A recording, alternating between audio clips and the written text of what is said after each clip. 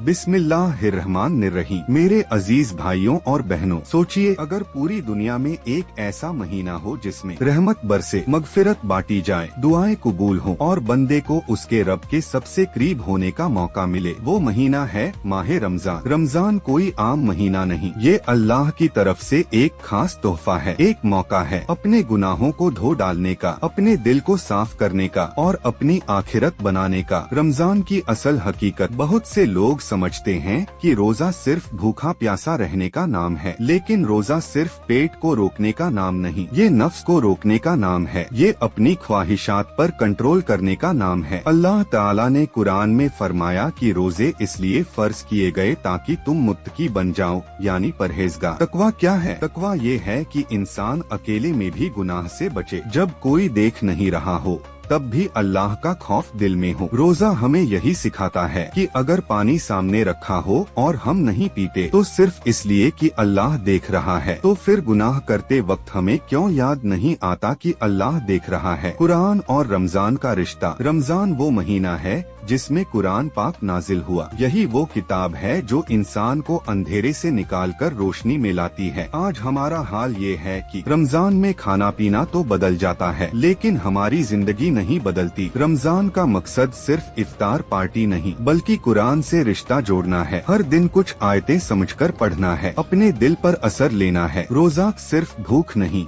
सब्र की ट्रेनिंग। रोजा हमें सब्र सिखाता है। जब इंसान पूरे दिन भूखा प्यासा रहता है तो उसे गरीबों का दर्द महसूस होता है। रोजा हमें एहसास दिलाता है कि दुनिया की हर नेमत अल्लाह की देन है। और याद रखिए, रोजा सिर्फ पेट का नहीं होता। आँखों का रोजा बुरी चीजों से बचना, जुबान का रोजा झूठ चुगली और गाली से बचना, कानों का रोजा गलत बातों से बचना, हाथ और पैर का रोजा हराम कामों से बचना। अगर सिर्फ भूखे रहे और गुनाह करते रहे तो वो रोजा हमें अल्लाह के करीब नहीं करेगा। लैलतुल क़द्र 1000 महीनों से बेहतर रात। रमजान की सबसे खास नेमत है लैलतुल क़द्र, एक ऐसी रात जो 1000 महीनों से बेहतर है। सोचिए अगर इस रात में एक सच्ची दुआ निकल जाए तो आपकी पूरी जिंदगी बदल सकती है। ये रात हमें याद दिलाती है कि अल्लाह की रहमत कितनी वसी है। रमजान के 3 अशरे। रमजान 3 हिस्सों में बंटा है। पहला अशरा रहमत, दूसरा अशरा मगफिरत, तीसरा अशरा जहन्नम से निजात। ये 30 दिन दरअसल 30 मौके हैं अपने रब से सुलह करने के। हमारी जिम्मेदारियाँ। रमजान हमें सिर्फ इबादत नहीं सिखाता बल्कि इंसानियत भी सिखाता है। नमाज की पाबंदी, तरावीह का एहतमाम, सदका और ज़कात देना, रिश्तेदारों से अच्छा बर्ताव, गरीबों की मदद। याद रखिए, अल्लाह उस रोजे को पसंद करता है